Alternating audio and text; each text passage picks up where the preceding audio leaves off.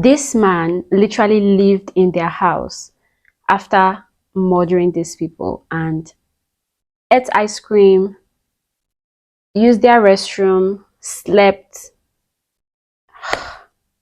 Hello guys, welcome back. I hope you're having a great day, not just a good day. So in today's case, we're going to be talking about the Segataya family murders. Originally, when I saw the Segataya family, I thought that the family's surname was Segataya, but Segataya was just the area in which they lived that made the case so famous. It's one of the most famous cases in Japan till date. So we're going to be talking about the Miyazawa family who lived in a small suburb town in Tokyo. It was a beautiful family of four with the father named Mikio, who was 44 years old at the time. The mother, called Yasuko, which is Mikio's wife, was 41 years old, and they had two children, Niina, who was 9 years old, and a little boy, which is the last born of the family, called Ray, who was 6 years old. Mikio, the father, actually worked from home. He was working for a big established media marketing company and he was doing very well. So the company didn't really need a lot of people at the office because he could operate from home. So in their small home, they created a space and, he was just basically working from home while also spending time with his children. Yasuko, which is the mother of Niina and Ray and the wife to Mikio, was a teacher in a school and she was loved by everyone, her students, the management, you name it. And she also usually involved her spare time in talking to the kids, playing with the kids, trying to get to know them or to see if there was anything that was bothering them. Niina, who was 9 years old at the time, loved ballet, she loved soccer, and she loved to play most times. I'm so sad that I cannot get more information about the kids, but this is just like a little bit of information that I gathered about them because there was not much that was put about their lives on social media because they were still so little. And Ray had a speech impediment, so he couldn't really speak well, but he was on his road to recovery. So actually, they had moved to Segataya recently from a neighborhood where there was like a lot of noise and they just needed to expand their home. So when they moved to Segataya, they had two options, two buildings, because there was also another family that was going to rent one of them. The other family didn't really say where or which house they wanted. They just let it be known to the landlord that they were going to take one of the houses, but they were not sure which because they loved both of them. So the Miyazawa family just picked one of the homes, and unknowing to them, the neighbor that was actually moving nearby and was basically already there before they moved in was actually Yasuko's mother. So which means that they were basically neighbors with their family member. So time goes on and it's 10 years now and they've been living in that area happily and whatnot. But the thing is that the houses were situated near a park called the Social Gaia Park, and they usually had skateboarders coming in, tourists coming in, and whatnot. But it wasn't that bad in the beginning time when they were living in that area because it was just like few people that knew about this particular park. And the people that were living in that Segataya neighborhood actually were up to like 200 families. But when that park started expanding, the families started moving out of there because they did not deem it safe for their kids and to just live in peace, because you wake up every day, you hear noise, you hear roller coasters or skateboarders and animals and little children playing and whatnot. So due to this, actually, Mikio and his wife Yasuko had actually planned that they were going to move out of that particular area eventually. But the thing is, Mikio wasn't ready at that particular time, but he knew that they had to. He just decided that they were going to stay probably some extra months because his workplace was not too far from his home. Even though he wasn't working in the office, he just sometimes checks in there and to get some little things done or to speed some processes up faster to reach some particular workmates. So it's the 30th of December now, and usually in Japan, for the New Year's, they usually spend it together with their family. So which means that Yasuko's mother, which was living in the next building, also would be involved in this case since they were staying right close to each other. And Niina had actually asked her grandmother that she wanted to watch some TV in her house before, you know, New Year's and whatnot. And her parents granted her permission and she went to her grandmother's house. And by like 9 p.m., she went back home. Her grandmother dropped her off at home because this was just between houses of each other. So on the morning of 31st of December, Shaya, which is Yasuko's mother and, you know, the grandmother that was living as their neighbor, called in to their house to find out the plans for the New Year's, what they were doing, because sometimes they go out to eat, sometimes they prepare some meals at home. You know, she just wanted to know the plans, but they weren't picking at that particular time. So she just thought that probably the whole family would be sleeping. She waited for an extra 2 hours, called their landline again, and it wasn't going. So she just assumed that, you know, they probably disconnected their line or something, because this is the first time that the line is basically just disconnected. So she stands up from her house and she goes to their door and knocks on the door. She's knocking, she doesn't hear anything, and she's wondering like, what is going on? This is like the day before New Year's. Why are they not answering the door? She rings the doorbell more than twice, still no answer. So she allows herself into the house. She walks in and the first thing she sees is her son-in-law Mikio at the bottom of the stairs with a knife in his head. Out of shock, she runs back out and she's scared, and she just tries to rush upstairs to talk to her daughter to understand or to save her daughter in case of anything that is going on. But she sees her daughter, which is Yasuko, and she sees her grandchild Niina at the top of the stairs. They were also both stabbed. She's running to look for the last member of her family, which is Ray, and she goes into Ray's room. She sees Ray on the bed and she's trying to get Ray to wake up, thinking that Ray was sleeping, because Ray did not have blood on his body, but Ray was also dead. She's shaking Ray's body in hopes of the fact that probably Ray was not dead because he did not have any injury on his body, nothing, but Ray didn't wake up. She calls the police and the police comes to investigate. So when the police department came and carried the bodies and, you know, tried to do an investigation, and they carried out an autopsy, they found out that Ray was actually strangled. And they tried to imagine the situation of how the robber or whoever this person's motive was, and they tried to start investigating the whole town if they knew anything, especially the neighbors, about any occurrences or any fights or any, you know, argument that maybe one of the family members, especially the parents, would have been in. And everybody around the neighborhood says that they were so loving, so it's not, they had no enemies, so it's not like they would have anybody in particular that they would think about that would ever want to harm them. Workplace of Mikio and workplace of his wife Yasuko, nobody also knew because they thought that like they were just so loved and it's not possible for somebody to want to do this to them. So the police digs in further and they find out that Mikio had actually encountered one of the skaters in the park, the Gaio park that was near his house, and he had told them to please pipe down the noise and, you know, probably just stop making some noise. But everybody was thinking, and some of the police officers were thinking, that is that enough reason for somebody to want to kill them? Because that was the only encounter that people knew that Mikio could have been in. And it was also said that one of these people that Mikio confronted was part of a local gang, so which means he confronted like a gang member. So people were thinking, did this cause this to happen? Like, could a gang member actually want to kill somebody because of that? Like, yeah, I know gang members are like really dangerous and all, but I don't know, unless I really can't tell what happened here, because it makes no sense. And it was also seen that Yasuko, before this death and everything happened, had complained that there was a car that was parked outside her house on the 24th and on the 25th of December. This is 5 and 6 days before the whole murder happened.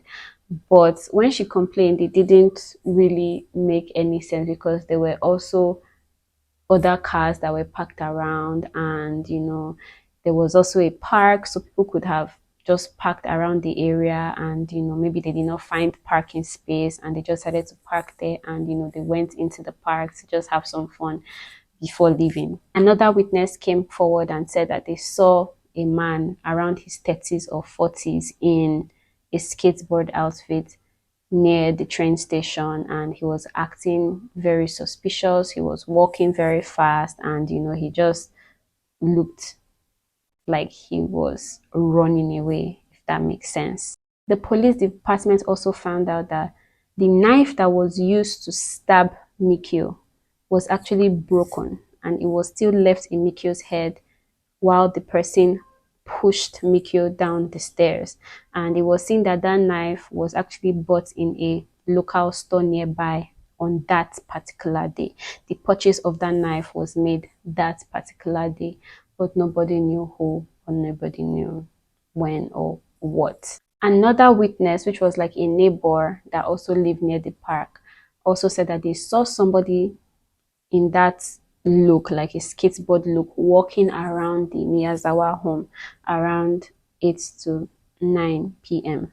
But there was so much information coming in. They had like more than 12,000 pieces of information coming in at the same time. So the police department was overwhelmed trying to know which one could help, which one couldn't help. So it was just all so confusing. Another piece of information also came forward, like another neighbor saying that he heard a loud thump in the middle of the night, and but it sounded like he was arguing with his wife, or there was an argument, but we are really not sure if it was even from another house or it was the same house, because there were some other buildings around the garden or the park. So the police was trying to get the exact details on how this murder went by. So it was assumed that this killer actually climbed up the tree near the Segataya area of the Miyazawas and entered in through the window. And in that window that he entered, there was Ray. So Ray was sleeping on the bed, and he decided, the killer, to kill Ray by strangling him, probably because he was too tiny to use a knife for. So in the process of Ray shouting, screaming, and noticing of struggle, Mikio, who was downstairs, heard this and decided to rush upstairs to help his son. Seeing this man, he put up a fight with him, but Mikio lost because he was not with any weapon, and this killer carried a knife and was fighting with Mikio. Mikio was actually, there was struggle, there was sign of struggle, and he stabbed Mikio in the head, carried Mikio, and threw him down the stairs. Niina and Yasuko heard this from their room, trying to come out to probably run away or to see what happened, and that's when this killer carried the knife and stabbed Niina. So they saw this killer, and the mother actually kind of put up a fight with him, but he ran away. And Niina and the mother also had some injuries on their bodies due to the fact that the killer had used a very tiny pocket knife to slice their way through some parts of their skin. And they ran to the first aid box and tried to patch themselves up, thinking that the killer had actually left their house out of probably the fact that they put up a fight or whatever, not knowing that this killer actually went downstairs to their kitchen to get another knife from their kitchen, came back upstairs, stabbed Niina, and then stabbed the mother to death.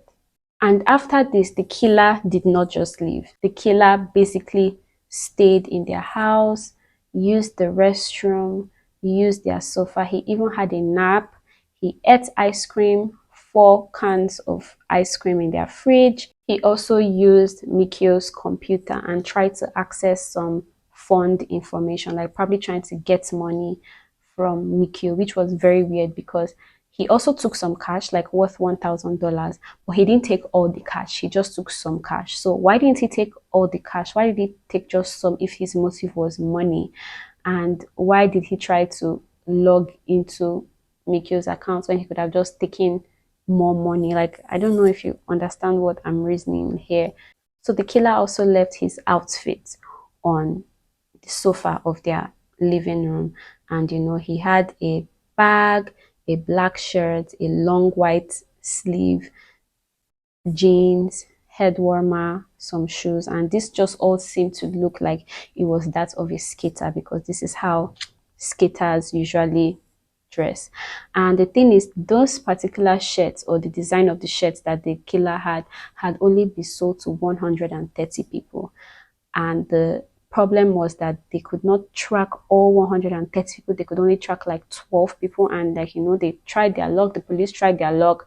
They investigated in those 30 people, but it was seen that they were in different areas of the world at that time, and it was not possible for them to have made it into Japan, because it was not shown that those particular people ever traveled to Japan. That was just 13 out of hundreds of 100, or more than 100 people. So also, something that could have really helped the case was that inside the bag that the killer actually left in their house, there was sand inside this bag. And actually, I did not even know that you can actually detect where sand is from. So the thing is, the police carried this sand and took it to the specialist, and you can actually detect exactly where a particular sand is from. If the sand is from Africa, if it's from here, it's from Nigeria, you can actually tell. I did not know this. So they did the test on this sand, and they found out that this sand actually came from the Edwards Air Force Station in the United States of America, which is very weird. And they also tried to do a draft with the DNA that the killer left. The killer left some blood when he was fighting with Mikio, because Mikio actually put up a fight. He had some of his blood everywhere too, and he tried to heal himself up and eat and sleep, so he left his DNA all over the place. So in the process of all this, they also tried to find out that he also had some Asian descent with European descent, so meaning that his mother could have been European and his father could have been Japanese or from China, or they tried to make a look of this guy and try to find out his height. And the shoes that he also left were of a very particular size, because they do not sell those sizes in stores. It was a very tiny leg. So all this was just a lot for the police to find out what was going on, because they were trying to make it as fast as possible to find out who this killer was. And at the same time, they also had lots of information coming in, also more and more information. A taxi driver said that he actually picked a man up, that he picked a group of friends up, and then one of the friends actually had an injury on his leg, which stained his seats, and he dropped them off at a train station or whatnot.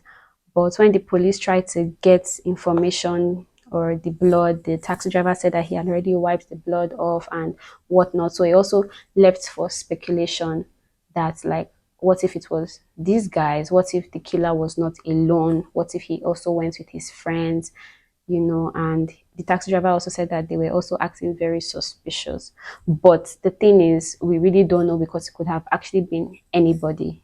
Those guys could have just been there as a coincidence. Probably they just got out of an injury, or he injured himself, because people are allowed to injure themselves and whatnot. There was also another report from a hospital not too far that there was a man that came in with a stab in his hand, and he just left after he was told that he was healed, and that there was no family member that came to look for him, nothing. He just checked out. And when the police checked the time, and from the time of the murder, it was 6 hours after the murder had happened. The police also tried to carry out, thorough investigation to find out the time in which the family was killed and when the person left. And it was seen that Mikio actually checked into his computer at 10:48 p.m. and they were sure it was Mikio, because he got an email from his company, and it was only a password to log in that could have been able to open the email. So they just assumed, and I'm sure they're right, actually, that it was Mikio that logged into this computer. So it was probably between the hours of 10:48 or 10:50, or let's just say 11 to 12 that this happened, because by 9 p.m. Niina had come back from her grandmother's home in which her grandmother dropped off. So it was probably between 11 p.m. thereabouts to the next morning that this killer did all of this murder. So what I'm thinking about now is, who could this have been? Like, do you think it was the person at the hospital? Do you think it was the people that the taxi driver said came in? Like, you never know, because there was just so much information. Could it have been one of the people that Mikio shouted at the park that was skateboarding? Because it was said that the killer also had like skateboard outfit. And like, it's just baffling to me, because it's like, how did the killer even have time to go back downstairs and come upstairs to meet Niina and the mother if he did not have help? Like, Niina and the mother could have shouted for help, you know, they could have done so many other things, but I just feel like probably there were other people that were involved and we just don't know. So that's the end of this video. I hope you guys enjoyed it, and don't forget to follow on my socials, like and comment. See you guys in my next video.